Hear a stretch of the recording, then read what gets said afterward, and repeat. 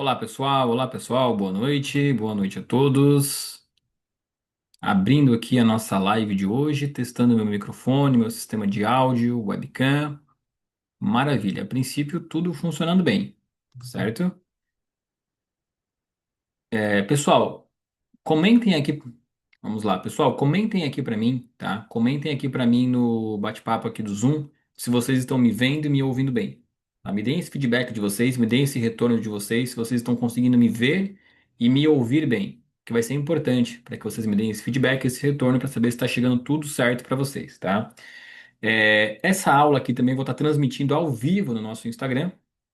Então, às vezes, quem quiser conferir lá pode conferir, só que lembrando que essa é uma aula gravada exclusiva para o nosso grupo de membros e para o nosso curso básico de microsemiótica irídia.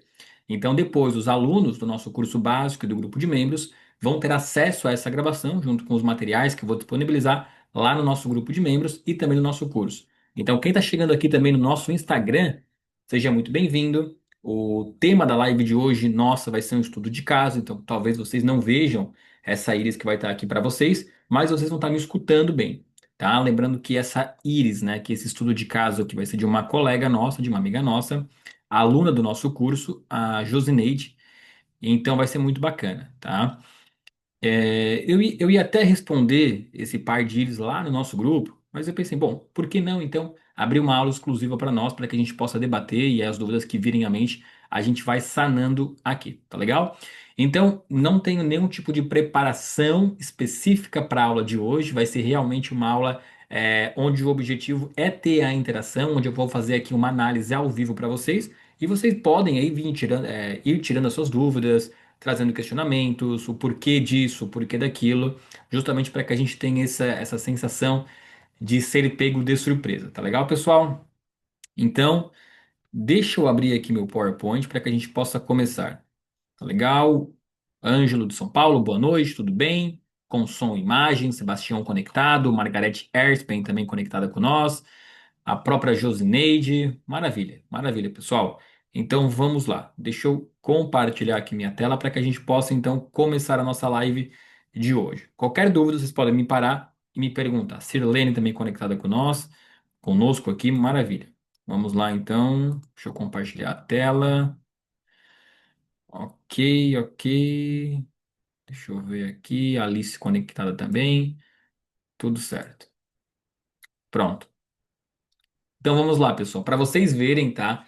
Eu bati o print aqui da tela do celular para que a gente pudesse estar conversando sobre quais são, no caso das dúvidas, quais são as informações desse paciente para que a gente possa estar fazendo as observações. A Josineide, a nossa aluna desse curso, desse ano de 2025, trouxe o seguinte questionamento. Ela colocou as imagens da íris esquerda, da íris direita, depois eu mostro para vocês também quais são essas imagens. E ela comentou o seguinte: homem, 26 anos, um pouco acima do peso, sem histórico de cirurgia, nasceu de 9 meses. Principais queixas: ansiedade e mente embaralhada. Mistura várias informações e isso sempre o prejudicou com notas baixas na escola e atualmente no trabalho. O irmão mais velho tem diagnóstico de TDAH. Maravilha. Depois ela comentou aqui os seus pontos de observação, íris dominante, o API. Nós vamos falar um pouco sobre isso daqui a pouquinho, tá? Questionou se ele havia ouvido muitos nãos durante a infância. Ele respondeu que sim. Os pais não deixavam brincar ou fazer qualquer coisa na rua, apenas casa e computador. Então, a princípio, né, é um histórico aqui simples. Um jovem de 26 anos, um pouco acima do peso, ok, tudo bem. Não tem histórico de cirurgias, nasceu de 9 meses, perfeito, fica mais fácil para a gente conseguir identificar o tempo. E possui ansiedade, dificuldade de concentração, dificuldade de foco. Tá, até aí tudo certo. Aí aqui ela falou que ia colocar esse par de íris, né? Então, bacana, tudo certo aqui, tá, pessoal? Agora, o que que a gente pode observar? Deixa eu mostrar para vocês aqui. Nós temos aqui a nossa íris direita e nós temos aqui na sequência a nossa íris esquerda, tá? Deixa eu só mostrar aqui direita, esquerda. Deixa eu fazer um para melhorar para vocês aqui a visualização dessa íris esquerda, ó. Falei que ia ser ao vivo mesmo, tá? Vou até ajustar o mapa aqui para vocês, tá? Ó, ajustar aqui nas laterais, aqui embaixo também e aqui em cima. Opa. também aqui. Deixa eu colocar uma animação. Perfeito. Agora sim, agora vamos lá. Então aqui nós temos a íris esquerda e aqui nós temos a íris direita. Analisando ambas as íris, direita e esquerda, na minha opinião, a íris direita ela vai ser a íris dominante. Por quê? Porque nós temos um conjunto de raios solares pegando aqui a região superior da íris, temos raios solares aqui pegando a região de bronquíolos, temos aqui uma série de raios solares pegando a região de coluna vertebral. Depois eu vou colocar o mapa para vocês e vocês estarão vendo. Também temos raios solares aqui. Então, para mim, essa aqui é uma íris dominante, tá? A íris esquerda também temos alguns sinais, especialmente aqui embaixo, que vai estar pegando região também de coluna vertebral, mas observem que o número de sinais ele é bem menor do que quando comparada à íris direita, tá legal? Até aí tudo certo. Lembrando que a íris direita a gente traz uma genética paterna e íris esquerda uma genética materna. Então, a íris dominante é essa íris direita, tá bom? Que nós podemos observar? Eu sempre falo para vocês o seguinte: devemos começar a observar por aquilo que é mais fácil, aquilo que é mais simples, aquilo que é mais óbvio, aquilo que está mais visível para nós. Então, o que eu vou observar? Eu começo observando a cor da íris. Essa aqui é a parte mais simples. Nós temos três tipos de cores: azul, marrom e a íris verde. Azul, marrom e a íris verde são os três tipos básicos de íris. Tá legal? E aí é claro que cada uma dessas íris podem ter disposições, ou seja, variações, ramificações dessa íris central. Então eu posso ter uma íris, por exemplo, linfática, que é a íris azul, com rosário linfático. Eu posso ter uma íris azul com muitas lacunas na banda do sistema nervoso autônomo, caracterizando uma disposição glandular, com muitas criptas nas zonas musculares, caracterizando uma constituição conectivo frágil. Então, isso aqui que é importante, tá? Quem está chegando aqui agora no nosso Instagram, nós estamos com uma aula exclusiva aqui para o nosso grupo de membros. Essa aula vai ficar gravada na plataforma dos membros e aqui no Instagram, não. Então vamos continuar aqui. Então, essa íris é o quê? É uma íris marrom, beleza? Portanto, é uma íris hematógena, gente. Uma íris hematógena. Depois disso, a gente pode avaliar também a densidade, para tentar avaliar como é que está o sistema, como, na verdade, é o sistema imunológico da pessoa, tá? Porque uma íris com mais sinais vai ser uma íris de uma densidade mais alta, na casa dos 3, 4 ou 5, e quanto maior essa densidade, mais sinais, mais esgarçado é o estromerídeo, e portanto mais órgãos de choque a pessoa tem. Se mais órgãos de choque a pessoa tem, ela tem mais portas para ser afetada. Quanto menos órgãos de choque, quanto mais densa a íris é, menos portas de entrada ela é, e portanto um organismo mais resistente ela deveria ter. Tá legal? Então aqui nós temos uma íris hematógena de uma boa densidade. Tá legal? Porque nós observamos sinais aqui na região cerebral, mas não são tantos, pegando região de coordenação motora, região de mente inata. Aqui sim, um grupo de sinais importantes, tocando coluna vertebral, que depois a gente vai comentar um pouco sobre isso, mas não são muitos, tá? Então, na teoria, seria uma pessoa, né, com um bom sistema imunológico, com uma boa resistência, com uma boa força. Íris hematógena. Quais são os órgãos de choque da constituição hematógena?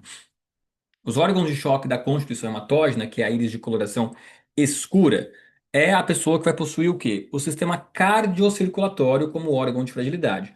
Coração e a parte circulatória. Coração e sangue. Então, eu preciso dar atenção para isso. Como é que eu vou dar atenção para isso? Começando pelo histórico familiar.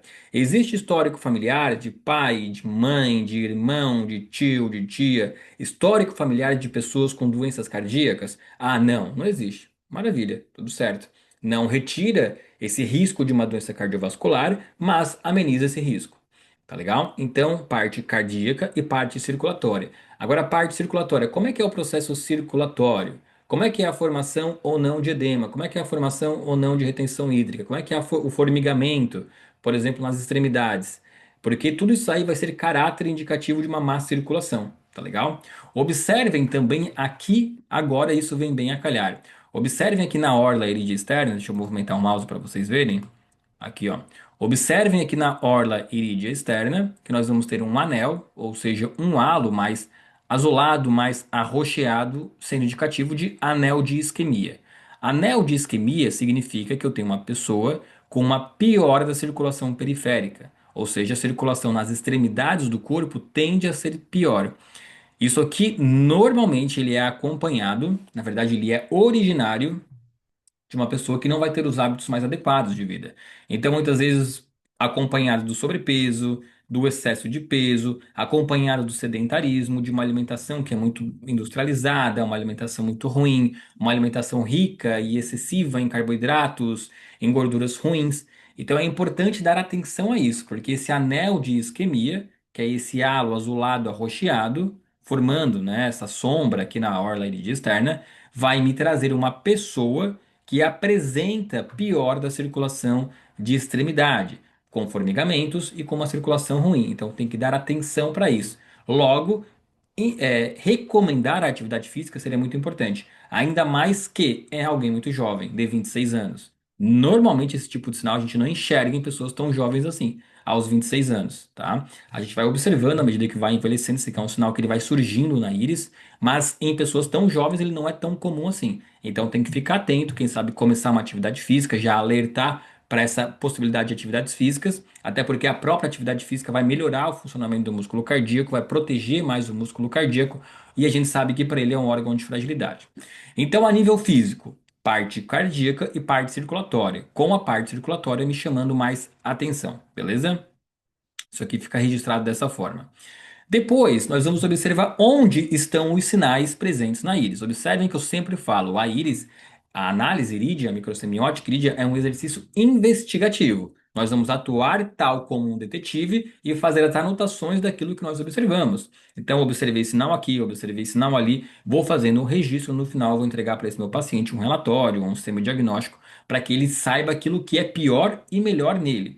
Lembrando também que é tudo que eu devo olhar? Sim, é tudo o que você deve olhar. Mas a gente vai sinalizar aquilo que é mais importante através daquilo que é mais vital para o corpo. Por exemplo, eu vejo um sinal em perna. Perna é um órgão vital? Não, não é um órgão vital. Deveria gastar tempo ali? Deveria, se esse paciente tiver alguma lesão, alguma fragilidade, um cansaço excessivo. Mas se ele não apresenta isso, ok, eu deixo passar. Tá legal? Mas aquilo que é vital para o corpo, eu devo me concentrar.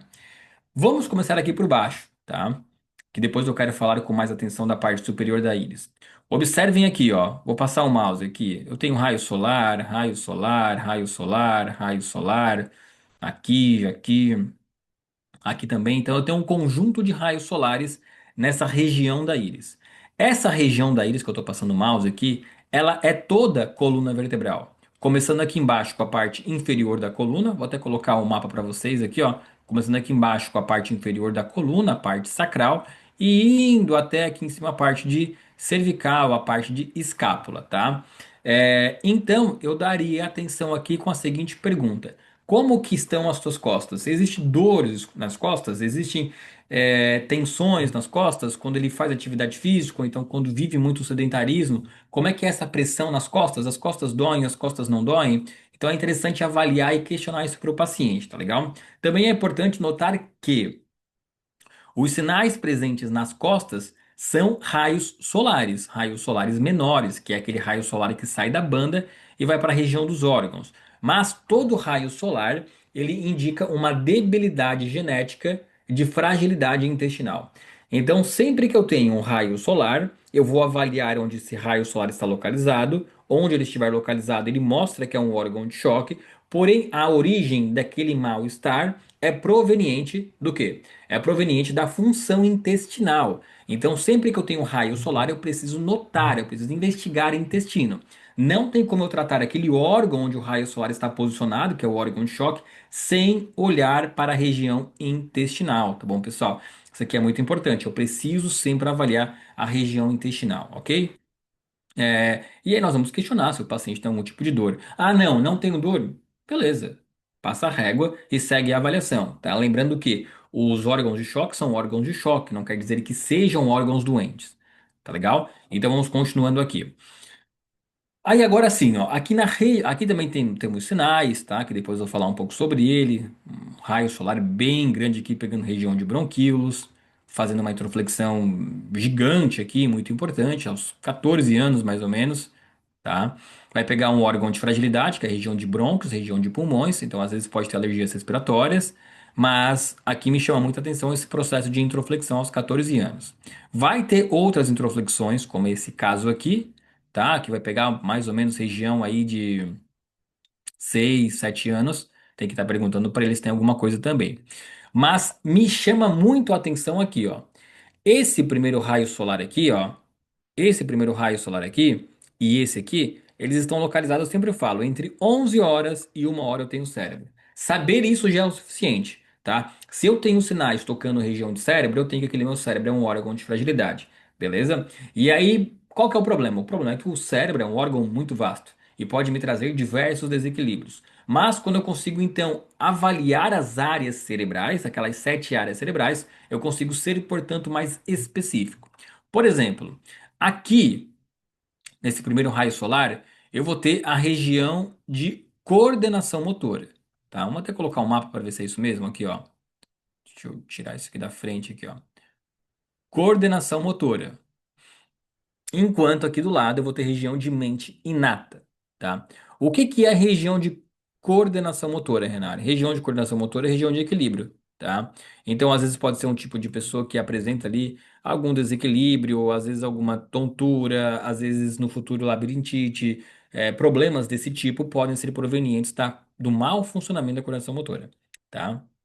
E agora aqui, ó, aqui do lado, eu vou ter um sinal também que é um raio solar tocando região de mente inata.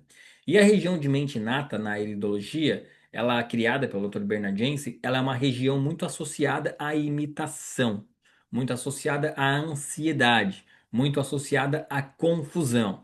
Tá? Ela é uma região um pouco ampla, mas quase sempre que eu noto sinais na região de mente inata, eu posso estar diante de um tipo de pessoa que pode, por exemplo, estar realizando imitações. De quem? Não sei. Às vezes está querendo copiar o comportamento de um pai, o comportamento de uma mãe, o comportamento de irmãos, por exemplo. Isso aqui pode ser proveniente de certas inspirações, então às vezes se inspira muito em alguém e acaba copiando aqueles comportamentos, os mesmos tipos de pensamentos. E isso reflete direto no comportamento atual dele, tá? E isso aí normalmente vai manifestar, vai me levar a um paciente que pode ter o quê? Ansiedade. Tá? A ansiedade e a confusão mental são os sintomas mais vistos em pacientes que apresentam fragilidade de mente inata. E agora, se eu tenho um raio solar, que é esse sinal aqui, eu tenho, portanto, um intestino despejando toxinas nessa área do meu cérebro. E aí eu devo pensar sempre em quê? Em como melhorar o funcionamento intestinal, mas também como melhorar aquela função onde esse raio solar está tocando, tá? Então, região de coordenação motora, região de mente inata são fragilizadas. Aí agora, então é só se eu suplementar, né? Se eu colocar lá, por exemplo, a gente sabe que para a região de mente inata nutrientes específicos, como é o caso da vitamina D3, como é o caso da vitamina, desculpa, vitamina D3, do triptofano, do magnésio, são nutrientes muito importantes para a região de mente inata, tá? Mas apenas colocar nutrientes vai ser o suficiente? Não, apenas colocar os nutrientes não vai ser suficiente. Por mais que eu vá fazer aquela função funcionar de maneira mais adequada e mais precisa e mais sofisticada, se eu não aplico ali também exercícios para que esse paciente possa, por exemplo, fixar memórias, fixar atividades, fixar pensamentos, eu não vou ser muito eficiente, tá? Então, assim, como uma das queixas desse paciente era a falta de concentração, entre a ansiedade também, que eu tenho que fazer aqui, né? Eu devo trabalhar, além da nutrição, que eu vou falar daqui a pouco, eu devo trabalhar também com exercícios da TCC, da terapia cognitivo-comportamental, que vão melhorar o processo de fixação de conteúdo dele. E aí existem, pessoal, alguns. Poxa, esqueci o nome, tá? Existem alguns exercícios que depois nós temos lá no nosso grupo de membros, que são algumas planilhas de atividades que podem ajudar muito esse tipo de pessoa. Porque é um tipo de pessoa que apresenta TDAH ou então confusão, o que que a gente tem que fazer para ajudar ele? A gente tem que fazer ele entender aquilo que é prioridade para ele. Porque as pessoas que possuem essa confusão, esse nível de TDAH, eles não conseguem elencar dentro das atividades semanais aquilo que é prioridade. Então eles começam a fazer um pouquinho de cada coisa, mas não terminam nada. Então existe uma planilha de elencação de prioridades, onde esse paciente ele vai toda semana, especialmente na segunda-feira, colocar lá as atividades que possuem Estou me esquecendo a palavra, gente. As atividades que possuem uma necessidade de resolução rápida, imediata ou longa. Então, é uma planilha, depois eu compartilho com vocês, onde esse paciente vai colocar lá, atividades que eu preciso finalizar até sexta-feira. Ele vai colocar lá, finalizar o relatório, fazer a lista do supermercado, ir ao mercado, fazer atividades físicas. Ele vai colocando tudo certinho lá. E aí, à medida que ele vai fazendo, ele vai colocando check. E aí, as atividades de longo prazo, ele vai colocando para as semanas seguintes, tá? Depois eu compartilho com vocês essa atividade, esse exercício, que vai ajudar bastante, tá? Eu até apliquei recentemente com um paciente meu, eu me esqueci o nome, tá? Daqui a pouco eu coloco para você lá no nosso grupo de membros e também no curso básico de microsemiótica de 2025. Mas é uma planilha com o calendário da semana e com atividades por ordem de prioridade, onde esse paciente precisa elencar as atividades e ele vai precisar dando check. Ele vai elencar toda segunda-feira aquilo que é de curto, médio e longo prazo. Então, atividades simples, às vezes, como por exemplo, ir ao mercado, ir à academia, finalizar o relatório X, ligar para o cliente Y, visitar a minha mãe, enfim, ele vai destrinchar naquilo que é de curto prazo, que ele vai ter que fazer naquela semana, e aquilo que é de médio e longo prazo. Ah, é bobo, Renan? É bobo se a gente para imaginar isso assim. Mas quando a gente coloca no papel a lista de prioridades, a gente vai conseguir ver a nossa vida de maneira mais adequada para a realização das atividades. Tá legal? E depois eu vou compartilhar com vocês esse exercício aqui. Agora, a gente atua por dois vieses. Pelo viés comportamental, que é justamente isso, que é o treinamento. Eu vou colocar numa folha aquilo que eu tenho que fazer para que eu não me perca, mas também precisamos atuar pelo viés bioquímico. Ou seja, imaginem, por exemplo, um carro. Esse aqui é o exemplo perfeito, tá? Imaginem, por exemplo, que eu preciso dirigir de onde eu estou até meu trabalho, tá bom? A parte comportamental é o quê? É eu saber dirigir, né? Eu tenho que saber dirigir para pegar o carro e ir. Só que basta apenas eu saber dirigir se esse meu carro está sem gasolina? Não. Entendem? Da mesma forma que basta meu carro ter gasolina e eu não saber dirigir? Também não. E o nosso corpo é assim. A gente precisa dos nutrientes para que o corpo funcione, mas se o meu corpo não sabe fazer determinada ação, de nada adianta eu ter aquela nutrição se eu não sei fazer. Então, em exercícios onde o foco é esse TDAH, em exercícios onde o foco é essa falta de concentração, a gente precisa rastrear em uma folha aquilo que eu tenho que fazer e à medida que eu vou completando aquelas atividades, eu vou lá e dou um check. Mas eu tenho que rastrear aquilo, gente, porque um dos maiores problemas da mente com TDAH é que tudo fica na mente. E aí ele fica através de quase que como é que é o nome daquela coisa que o gato fica arranhando? É aquela coisa que novelo de lã. A mente fica como um novelo de lã, e se a gente não consegue abrir essas linhas, o paciente, mesmo que esteja bem nutrido, ele não vai conseguir resolver seus problemas. Então a gente precisa, mais ou menos como um novelo de lã, colocar em uma lista de prioridades de curto, médio e longo prazo para que ele vá fazendo aquilo, tá? E aí a gente entra com a suplementação para que o cérebro dele tenha a matéria-prima para execução disso também. Como eu já mostrei para vocês aqui, ó. Uma pessoa que vai ter esses raios solares tocando região de mente nata é um tipo de pessoa que precisa naturalmente de suplementos, como é o caso do triptofano, como é o caso do magnésio, como é o caso da vitamina D3, que são nutrientes para o funcionamento cerebral, tá? Além desses suplementos, eu colocaria também a função do Master, que é muito bom para a função cerebral, tá? Então aqui eu trabalho sempre com dois suplementos: o Calme, que é esse suplemento rico em magnésio e triptofano, e também o Master, tá? Seriam esses dois suplementos que eu utilizaria para essa pessoa para melhorar a função cognitiva, melhorando também a concentração, além, é claro, da entrega desse questionário para o paciente, tá? Eu até mostraria, mas não vou mostrar agora para vocês, a minha última conversa com uma paciente minha, que ela veio exatamente com isso, com problemas de TDAH, e aí eu compartilhei com ela essa planilha de atividades, e nossa, ela mandou depois um áudio assim que mudou a vida dela. É que para nós que trabalhamos com isso, parecem coisas tão simples, mas para um paciente que chega completamente desgovernado, quando a gente consegue aplicar práticas simples e ele vê o resultado ali, ele fica extremamente feliz, tá, pessoal? E também complementando a avaliação aqui, o que que também é importante? Nós podemos observar que vamos ter aqui uma introflexão, olha só que curioso aqui, ó, bem grande, aos 14 anos, olha isso. Um raio solar rompendo aqui a banda do sistema nervoso autônomo aos 14 anos, mas também aqui por volta dos seus 7 anos, tá? Então precisaríamos conversar com esse paciente para verificar se aconteceu alguma coisa aqui aos 7, depois aos 14 anos também. Vale a pena estar questionando e conversando com ele, porque a gente nunca pode, pessoal.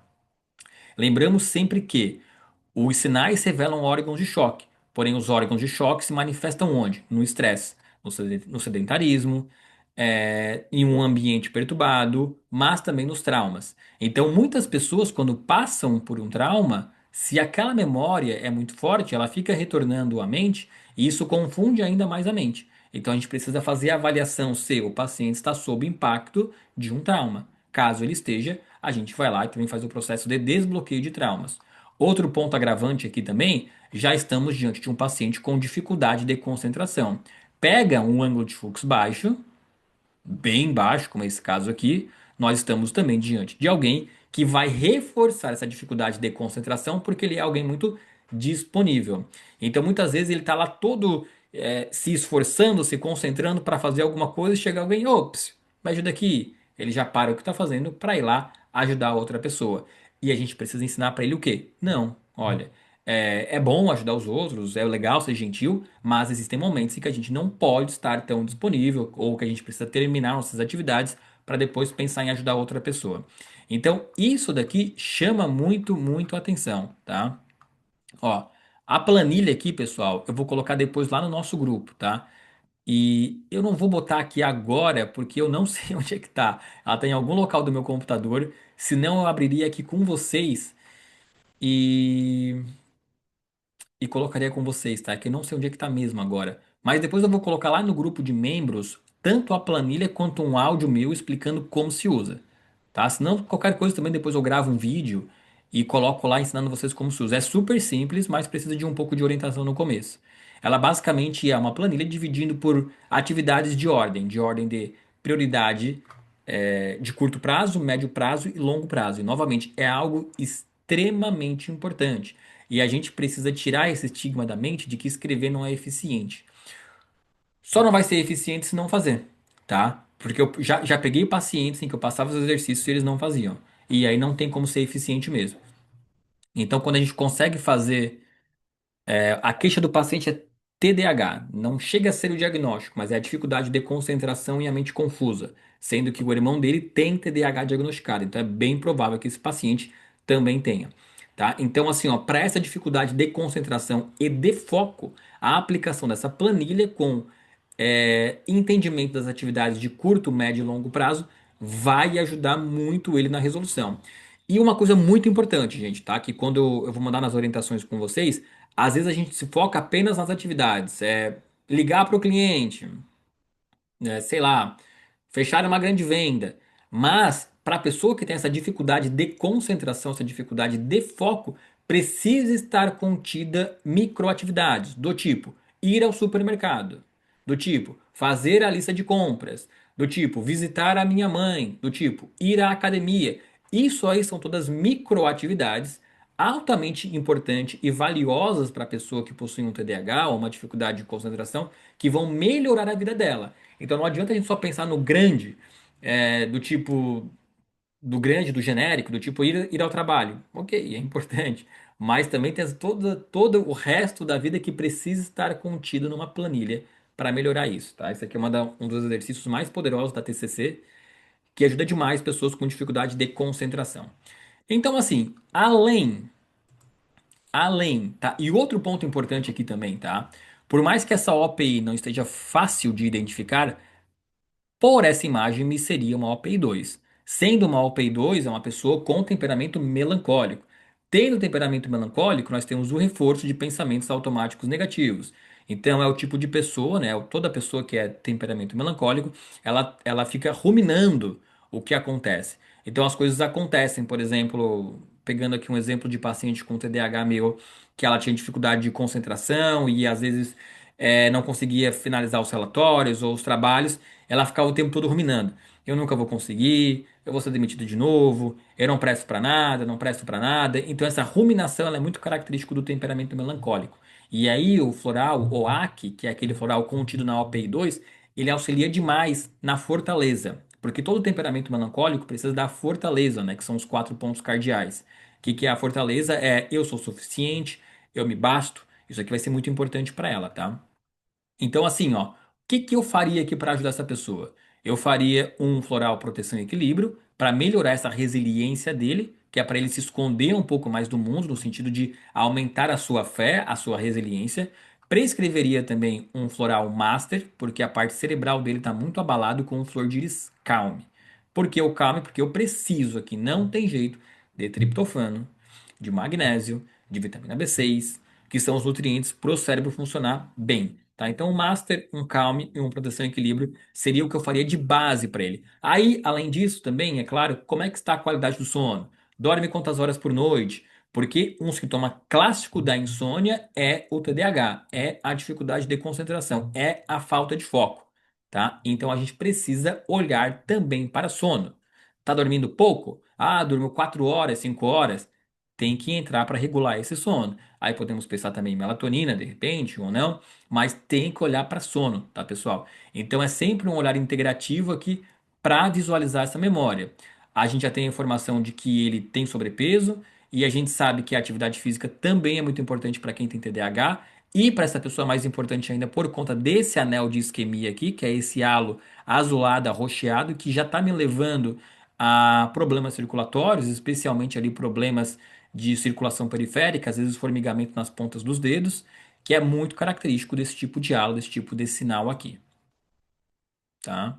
Olha, diz que dorme bastante, mas mesmo assim está sempre com sono. É que aí tem uma coisa que você não colocou, Josi, se ele toma medicamento, eu não sei se ele toma medicamento. Ele faz uso de algum medicamento, às vezes vem Vance, que são medicamentos para foco e concentração. Eu não, se puder complementar para mim aqui, tá? É um dos sintomas, né, pessoal? Lembrando que, durmo bastante, mas vivo com sono. Isso aqui é sintoma clássico de insônia, né? Por mais que a gente pense, pô, mas é o contrário, dorme muito, como é que tem insônia? É porque o fenômeno da insônia, ele não acontece só com quem não dorme. Aqueles que não dormem, mas não atingem as fases profundas do sono, eles também se enquadram no transtorno crônico da insônia, já que dormir é tempo de sono e profundidade de sono. Não faz uso, não faz uso, por isso me pediu ajuda. Tá, bacana. Então, assim, ó, para esse paciente, nós vamos colocar ali no grupo de membros. Depois dessa live eu já coloco, tá? Eu vou colocar para você lá a planilha de prioridades. Eu não vou abrir aqui, gente, porque eu não sei onde está no meu computador. Porque eu estou no meu pessoal, eu tenho um que fica somente na empresa, que é onde eu deixo meus materiais de consultório. Então, assim, mas eu também tenho esse computador aqui. Então, assim, depois eu vou colocar lá a planilha de prioridades. Eu vou mandar um áudio ensinando como se usa essa planilha de prioridades, mas é bem simples. Só que depende. Eu sempre falo, né? O que que é a TCC? A TCC é terapia cognitivo comportamental. São exercícios todos simples, mas que dependem de empenho na aplicação. Ou seja, o paciente tem que aplicar aquilo que nós vamos ensinar. Se ele não quer aplicar, ok, o problema é dele.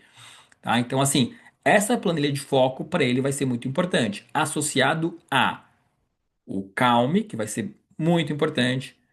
Faria o Master para ele, que seria muito importante, e o Proteção e Equilíbrio. Me perguntaram aqui, terapia completa? Gente, eu não entraria com a terapia completa, tá? Eu entraria somente com os florais isolados. Normalmente a terapia completa, a terapia proteção, ou a terapia master, ou a terapia portal, eu indicaria quando nós observamos um maior número de sinais em alguma região da íris, ok. Até a parte superior tem mais sinais, mas assim, não é algo que me chama muito a atenção, tá? Eu sempre falo para vocês que o mapa simplificado, que é superego, ego e id, ele funciona sempre numa função de polarização. Se eu tenho muitos sinais na parte superior, então eu tenho pensamentos muito polarizados na região superego.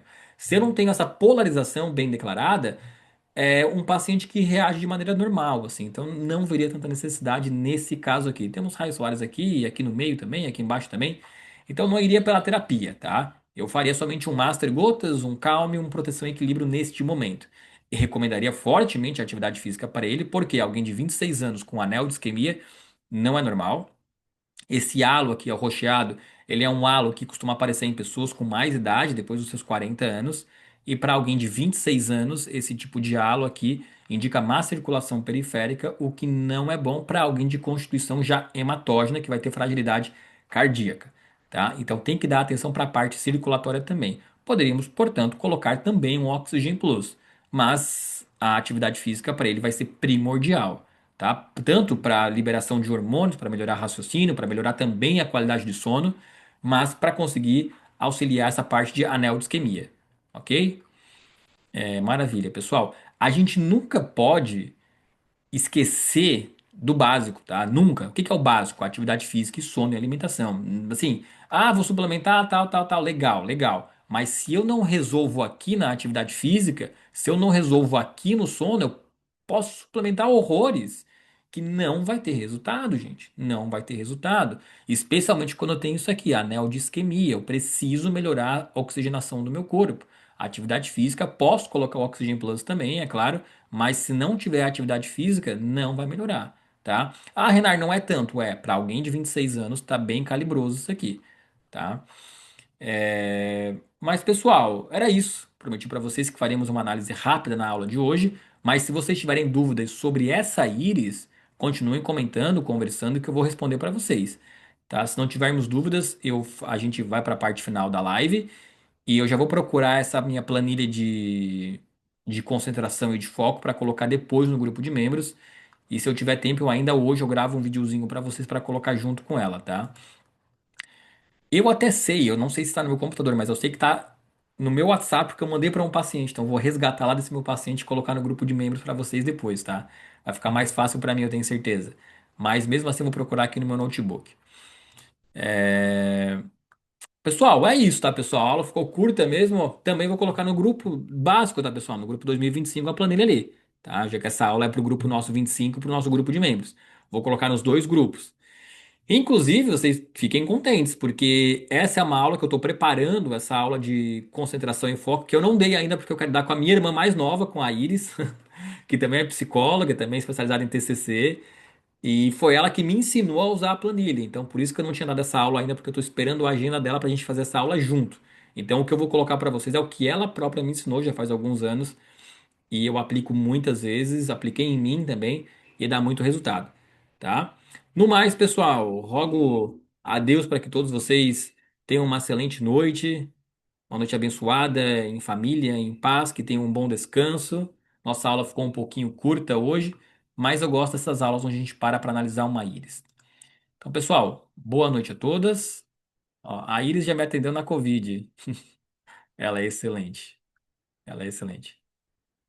Tá, ó, pergunta aqui, ó, pergunta boa, pergunta boa. Vamos lá. Olha que pergunta bacana. Da Bianca, qual a diferença entre anel de isquemia, anel sódico e gerotoxon? Vamos começar pelo anel sódico e gerotoxon. É a mesma coisa. Tá? Olha só, anotem aí. Anel de sódio, gerotoxon, anel de colesterol, anel de sais inorgânicos, são todos sinônimos. É tudo a mesma coisa, tá? Algumas escolas chamam de anel de sódio, outras chamam de gerotoxon, outra anel de sais inorgânicos, outra anel de colesterol. É tudo o mesmo nome para a mesma estrutura. O que que é, né? O que que é então o anel? Eu gosto de chamar de anel de sódio ou de gerotoxon, mas é coisa minha. O que que é isso, gente? É aquela nuvem branca, tá? Que vai estar permeando a íris, lá próximo à orla iris externa. Pode adentrar a íris, como pode não adentrar também. Então, eu não às vezes ela vai invadir muito a íris, às vezes vai ficar mais na periferia. Depois da explicação, eu mostro para vocês algum caso aqui, tá? Deixa eu ver se eu consigo. Eu não vou abrir agora porque esse meu computador hoje ele desligou umas duas, três vezes. Eu tô com medo de dar um bug aqui e cair tudo. Mas o que que é o anel de sódio, gente? É aquele anel, aquele halo branco, tá? Esbranquiçado, assim, uma cor de gesso, podemos dizer, que ele vai invadir a íris indo da orla iris externa para dentro, tá? O que que esse anel significa? Na verdade, esse sinal, ele não é um sinal da íris. Ele é um sinal indicativo de inflamação da córnea. A córnea fica inflamado e aí surge esse halo esbranquiçado que começa a invadir a íris, tá legal? O que que ele significa? Ele significa acúmulo de sais inorgânicos, ou seja, ele pode indicar colesterol alto, não quer dizer que seja, ele pode indicar colesterol alto ou calcificação vascular, porque são coisas diferentes, tá? Calcificação vascular é quando os vasos ficam rígidos. E aí nós vamos ter a calcificação ali, né? Essa lesão que se formou no vaso, ela vai acabar sendo calcificada. ou pode ser indicativo de acúmulo de sais inorgânicos, ou seja, colesterol alto, ou pode ser os dois. Pode ser os dois, tanto o colesterol quanto a calcificação vascular, beleza? Então, as duas coisas. Depois, o anel de isquemia é exatamente esse aqui, ó. Vocês podem observar que ele tem uma coloração arroxeada, ele forma um halo aqui, ó. Aqui nós temos a íris, deixa eu colocar um zoom aqui, ó. Aqui nós temos a íris, mas temos aqui a formação de um halo, é quase como se fosse uma sombra translúcida. Isso aqui, ele é muito visto em algumas situações. Anemia ou pior da oxigenação periférica. Tá? O que é essa oxigenação periférica? Da parte periférica, os dedos das mãos, dedos dos pés. Significa que esses dedos, essas extremidades podem ficar formigando, tá? Porque a circulação periférica ela está comprometida.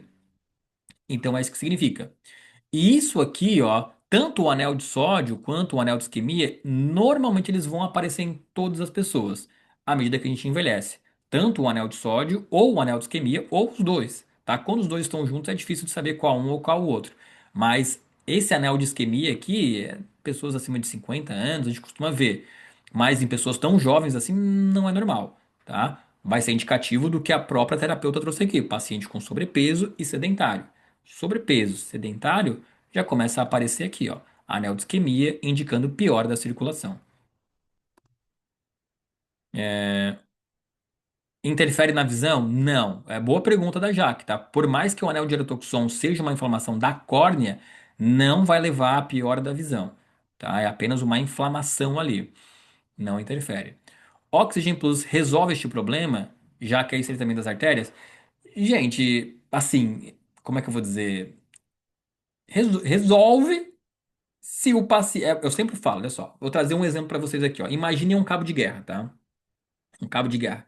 Exercício de imaginação. Imaginem um cabo de guerra, tá bom? De um lado, se você suplementar. De um lado, se você suplementar, o suplemento tá puxando a corda para um lado. Ah, botou Oxygen Plus, botou Vital Bone, que é a vitamina K2 e tal, os suplementos estão puxando para um lado. O que que a gente precisa que o paciente faça? Que puxe para o mesmo lado. Agora, o que que pode acontecer? O terapeuta ele entra com a suplementação, ou seja, puxando o cabo de guerra para um lado. Só que às vezes, se é um paciente sedentário, ele puxa para o outro lado o cabo de guerra. Então acontece o quê? Fica empatado, né? Se os meus hábitos e comportamentos são ruins, eu puxo o cabo de guerra para um lado e a suplementação puxa para o outro, fica no 0 a 0, fica empatado. Então o Oxygen Plus resolve? Vai ajudar, vai resolver se esse paciente colaborar com o processo terapêutico. Ah, o paciente começou a se alimentar melhor, começou a fazer atividade física, opa, colocou o Oxygen Plus e o Vital Bone, né? O Vital Bone, que é a vitamina K2, a vitamina MK7, a menaquinona, responsável por captar cálcio dos vasos e depositar nos ossos, cara, vai melhorar, eu tenho certeza. Porque é o Renar que está falando, não, não é o Renar. Se a gente pegar diversos estudos colocando a suplementação de 130 a 150 microgramas de vitamina K2 na forma MK7, existe a descalcificação vascular. Só que só vai existir se o paciente colaborar com o processo terapêutico. Tá? Então eu sempre trago o exemplo do cabo de guerra. Não adianta eu suplementar como terapeuta, puxar a corda para um lado. Se esse paciente puxar a corda para o outro lado, vai ficar no 0 a 0, ninguém sai do lugar. Então a gente tem que puxar essa corda todo mundo para a mesma direção, para o mesmo lado. Mas sem sombra de dúvidas, pensando em calcificação vascular, em anel de erotoxon, a gente sabe que o Oxygen Plus e o Vital Bone vão ajudar demais aqui, demais. Tá legal? Ó, falei que ia acabar a aula e sempre vem as perguntas, né? Mas, pessoal, acredito que seja isso, então. Se vocês tiverem dúvidas, perguntem. Separei essa hora para vocês aqui. Senão a gente faz o encerramento. Eu procuro a nossa planilha de concentração e foco para colocar lá. E aí eu já quero programar uma aula só para isso, só para ensinar mesmo assim a como se resolve, né? Como se coloca em prática essa planilha para que vocês possam também aí ser contemplados com isso. Olha só, gente, já temos bastante coisa, né? Pensando em TCCI, que eu costumo dizer, né? Desculpa, pensando em TCC. TCCI é terapia cognitiva comportamental para insônia. TCC, terapia cognitivo comportamental. A gente já vai ter a régua semântica, que é muito útil, a desafio de pensamentos, que é muito útil, o bloco de anotações, que é muito útil, agora a planilha de prioridades e atividade, que é para TDAH, que é muito útil. Então, tudo isso aqui, gente, são técnicas para vocês aplicarem em consultório, no atendimento, para que o paciente já saia da sala com um exercício para aplicar em casa, tá? Eu não quero que vocês sejam terapeutas passistas, passivistas, né? Que vão lá, olha o paciente, passa o suplemento, deu, vai-te embora, Deus te abençoe. Não, não é isso. Se, isso aí a gente consegue em qualquer lugar. Qualquer médico faz isso, qualquer terapeuta faz isso. Vocês têm que aprender primeiro a identificar o pensamento do paciente, avaliar esse pensamento, fazer o paciente contestar esse pensamento, o que não é fácil, e depois ele vai continuar contestando esses pensamentos em casa com uma dessas técnicas: desafio de pensamento, técnica da régua semântica, anotações de pensamentos e agora essa outra ferramenta que é a planilha de foco, que eu vou passar para vocês, tá? A gente precisa que vocês façam isso, beleza? Pessoal, acredito que seja isso então, tá? Desejo a todos aí uma boa noite. Deus abençoe vocês. Grande abraço. Tchau, tchau, pessoal.